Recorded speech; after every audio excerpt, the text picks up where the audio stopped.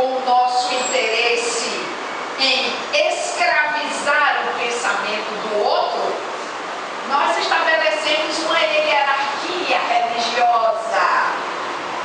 Somente podiam saber algumas coisas, algumas verdades, entre aspas, alguns conceitos, entre aspas, os que estavam hierarquicamente estabelecidos para tal. O povo, não. Somente tinham poderes aqueles que assim se consideravam. Surgem os sacramentos. Os sacramentos surgem exatamente aí, para que uns possam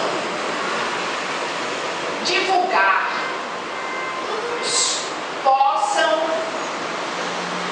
colocar o poder de Deus em determinadas circunstâncias. Então vejam como é diferente do que Jesus fez. Jesus foi para a rua. Jesus foi para as praias. Foi para as margens dos rios. Para dizer a todos tudo aquilo que ele viera ensinar. Não era privilégio. E naquele tempo já havia o privilégio dos templos. Somente podiam entrar e divulgar a palavra de Deus, era a expressão que se devia empregar, os sacerdotes, os doutores da lei. Jesus quebra isso. Ele se coloca disponível. E a primeira vez que ele o faz é no Sermão da Montanha, em que ele diz não só as bem-aventuranças, mas ele diz tudo aquilo que ele deveria dar continuidade em detalhes durante, presumivelmente, 3 anos da sua vida pública. Nós só podemos ver isso nos livros. Não é porque eu estou lhes dizendo que vocês devem considerar tão somente.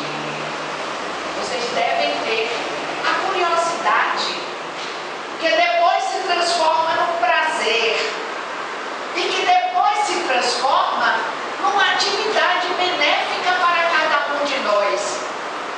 Porque a cada vez que você lê, a cada vez que você interpreta, a cada vez que você busca,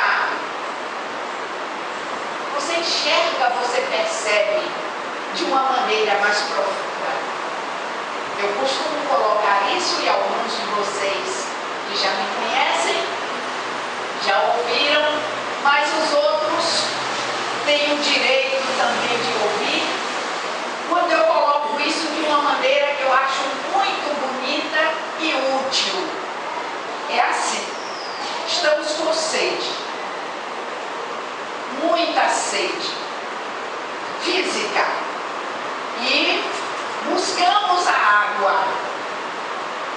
Andamos em várias direções até que alguma coisa, ou seja, o gorjeio de um pássaro, uma planta, um animalzinho que nós sabemos que não pode viver sem água, nos indica que estamos perto de encontrá-la. Nos deparamos com uma lagoa, uma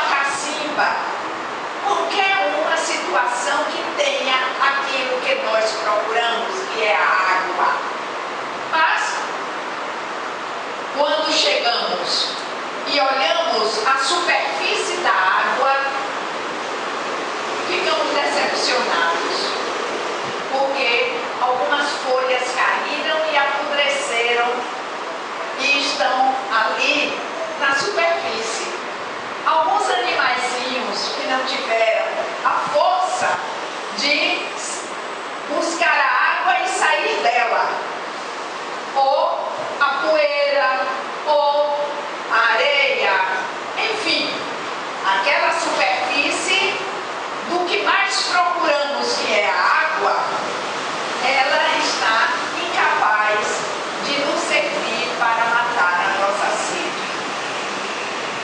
Por isso, o que é que fazemos? Olhamos ao redor, descobrimos que temos a mão. É a caneca, é a forma natural de buscar a água. Mas botamos a mão, de repente percebemos que os bichinhos, a areia, as folhinhas vieram com a água.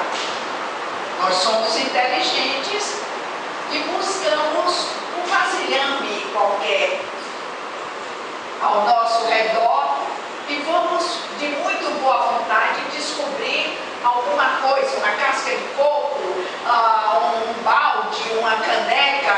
Vamos ser mais amplos para compreender isso. Colocamos a caneca, também os bichinhos vieram, a areia também veio. O que é que nós idealizamos? Buscar uma corda para que o nosso vasilhame vá mais fundo. E aí descobrimos quanto mais fundo nós jogarmos o nosso vasilhame, mais a nossa água virá fresca e limpa. Vamos espiritualizar este exemplo? Eu coloco primeiro na técnica de Jesus a atividade material. Ele fez isso em todas as parábolas, para depois tirar a lição espiritualizada. Eu não lhes diria que a sede que nós estamos é de beber água. Água líquida é a sede do conhecimento, a sede de melhorarmos a nossa qualidade de vida, a sede de buscar instruções. Para isso que é que nós estamos aqui nesta noite, melhorando assim todas as nossas potencialidades. Que cada um saia daqui certo de que a sua vontade é o seu poder. Cada um que saia daqui estabelecendo o nível do seu conhecimento, que é capaz de fazer melhor a cada vez que se propuser a fazê-lo. Tudo aquilo que efetuamos na nossa vida de relação. A sede sendo do conhecimento, o vasilhame para buscar a água mais pura vai ser o estudo. Nós espíritas temos que estudar, não para fazer a prova, não para sermos aprovados e recebermos um título, mas para melhorar o que sabemos e, sobretudo, para não sermos enganados por aqueles que interpretam, às vezes não têm o objetivo de enganar, mas só foi possível entender daquela forma.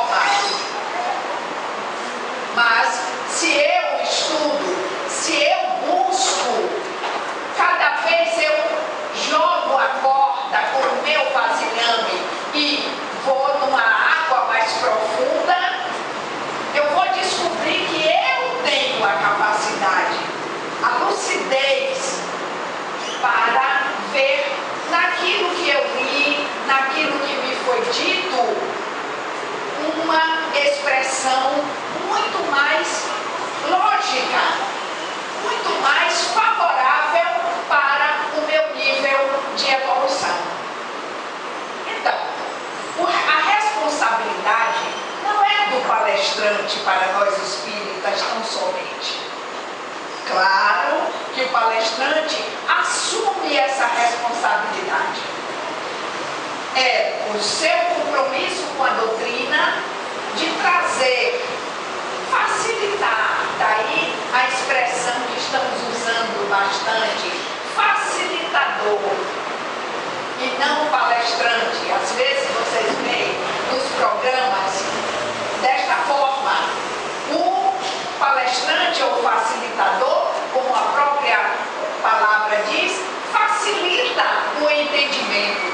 Mas você é capaz de entender melhor se você vai à fonte, se você lê com atenção, se você lê com o objetivo de fazer daquele conhecimento uma atividade pessoal que lhe permita melhorar-se a cada vez. Isto é o Evangelho de Jesus em ação.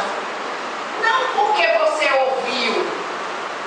E quantas vezes nós ouvimos e interpretamos de maneira equivocada. A Glória disse isso. Às vezes foi você que não entendeu. A forma como foi dita tinha uma outra interpretação. Mas se você vai à fonte, não há equívoco. É você que vai buscar o conhecimento. É você que vai traduzir aquela ideia. E é você, finalmente, que vai se beneficiar. Daí o nosso apelo constante. Leiam, estudem, ao invés de ficar sem fazer nada ou ficar fazendo alguma coisa que nada constrói. Por exemplo, falar da vida dos outros, julgar a vida dos outros. Você tem sempre à sua disposição um livro. Eu não chamo de livrinho só porque ele tem um tamanho pequeno. Um livro é algo grandioso. O importante é o seu conteúdo. O tamanho, às vezes, é para facilitar o manuseio. Você está no transporte, você está esperando uma consulta médica, você está numa fila, ao invés de estar vagueando o pensamento ou achando que o pobre do caixa do banco, não é?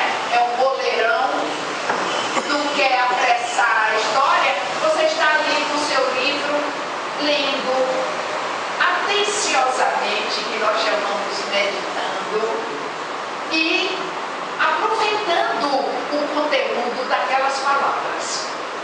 A nossa orientação é nesse sentido. Levar com você o Evangelho de Jesus.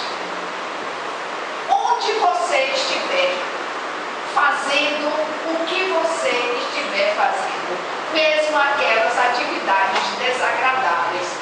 De repente, num instante a fila anda.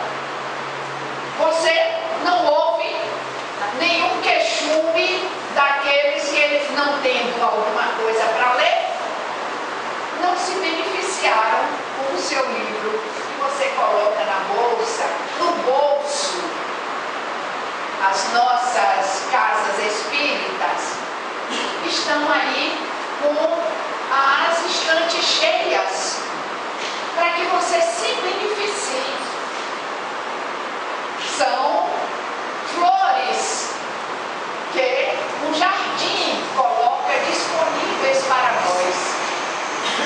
Dar-nos de presente um livro é atestar que nós estamos cuidando de nós mesmos, que nós estamos cuidadosos com o nosso desenvolvimento. Por isso, para que você escolha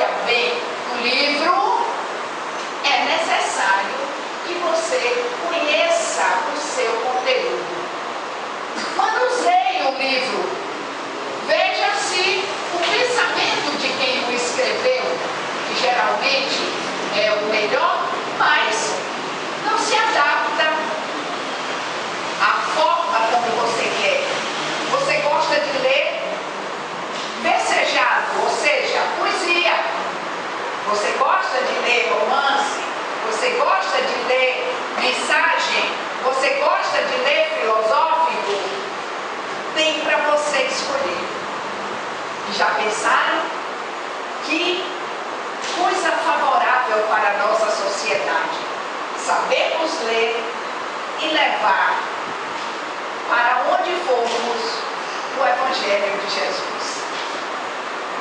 Não mais estamos fazendo parte daquela multidão privilegiada da sua presença física, mas continuamos a fazer parte da multidão que quer aprender, através dos ensinamentos de Jesus, a ser feliz.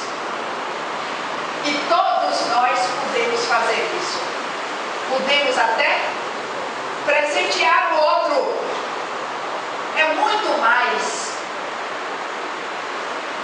agradável, é muito mais amigável até alguém se lembrar de você, ao invés de lhe dar mais uma peça de roupa. Eu me lembrei de você e estou lhe dando este livro. O amigo de todas as horas, para todos os momentos. Você abre, tem uma mensagem de consolo.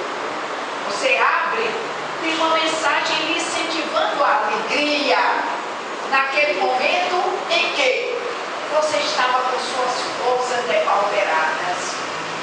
Você estava triste, desestimulada, e uma palavra mágica lhe coloca para cima e lhe dá todas as forças que você já considerava que não existiam. Portanto, o conhecimento. E, mais uma vez, refletimos. Não é uma vez que você lê, é fazer disso um hábito. É ir percebendo a cada vez que você joga o seu vasilhame naquela cacimba, naquele poço, você traz água que lhe dessedenta, que lhe alimenta e que lhe nutre. Por isso, o conhecimento é tão importante. Ora, uma outra condição que nós colocamos para vivenciar o Evangelho de Jesus. Lembramos da forma que Jesus utilizou, agrupadamente. Jesus iniciou a sua vida pública escolhendo companheiros, que nós chamamos de apóstolos. Ele poderia fazer o trabalho sozinho. Afinal, quem sabia era ele. Os apóstolos não sabiam. Tudo era novidade. Mas ele nos ensinou que tudo aquilo que sabemos deve ser difundido. De nada valeria que eu tivesse feito as mais profundas pesquisas para fazer esta palestra. Pudesse ter colocado no meu pensamento os pensamentos mais filosóficos, chegasse aqui e não encontrasse vocês para me ouvir. É uma lição de Jesus. Tudo que se faz na casa espírita é agrupado, com esse objetivo de ampliarmos o nosso pensamento com a ajuda do outro, melhorarmos as nossas atividades pelo exemplo do outro. É por isso que nós fazemos doutrinárias. O que quer dizer isso? A atividade do conhecimento em grupo. Poderíamos não fazer isto, porque você compraria seu livro, você compraria o seu, você compraria o seu, cada um de nós levaria o livro para casa, leria, aprenderia, e aqueles que ainda não despertaram, e aqueles que leem mal, e aqueles que não se dispõem, porque tem até gente que diz que não tem tempo de ler, não é? Então, tudo isso nós corrigimos de uma vez só, fazendo atividades que agrupadamente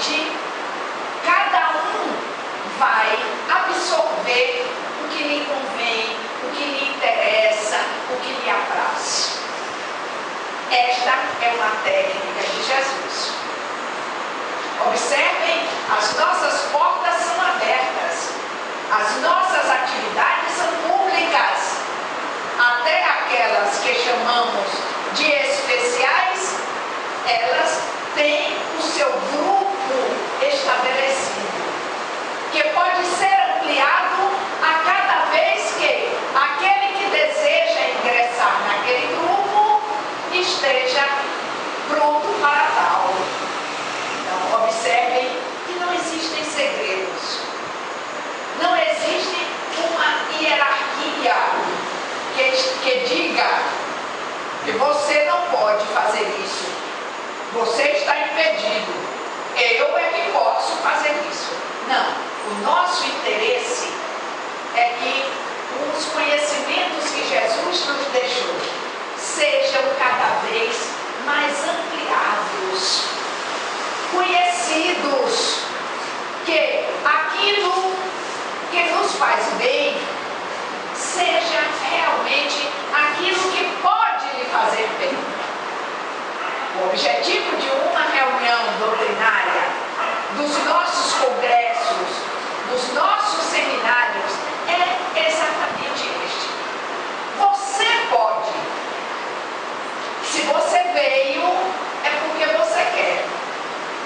Então, a expectativa de quem ensina, de quem facilita, de quem é o palestrante, é que você saia daqui cada vez mais enriquecido, que você saia daqui com ferramentas cada vez mais afiadas em seu benefício. Eu não vou saber se isso que eu preparei com tanto carinho, com tanto respeito para vocês na noite de hoje, vai ter um efeito.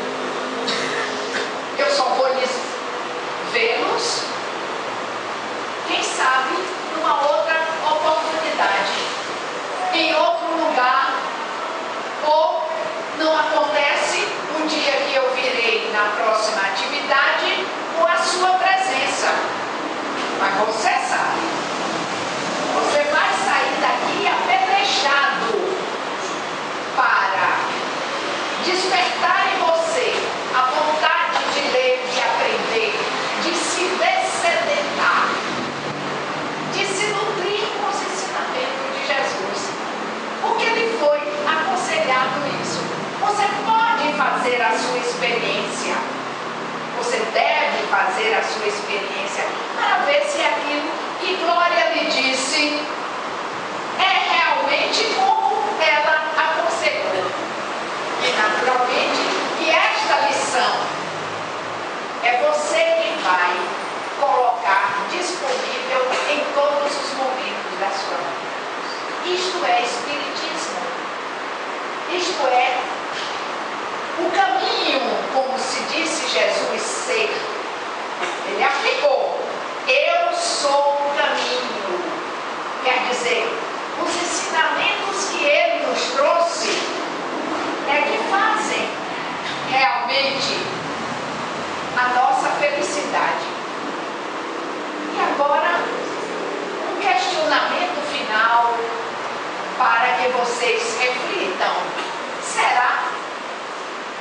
Como é que eu vou saber se aquilo que Jesus disse realmente, às vezes tão difícil de colocar na nossa experiência, é realmente algo e a única maneira de nos sentirmos em paz e felizes?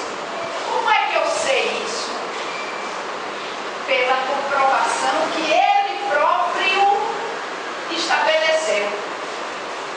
Ora, se Jesus disse que o perdão faz com que haja a volta da luz